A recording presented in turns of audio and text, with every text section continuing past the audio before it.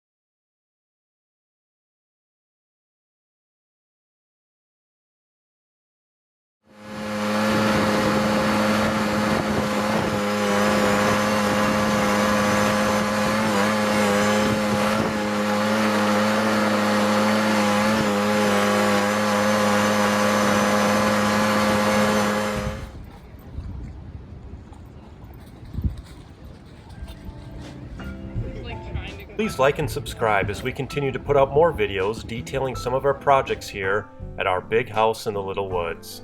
Thanks for watching.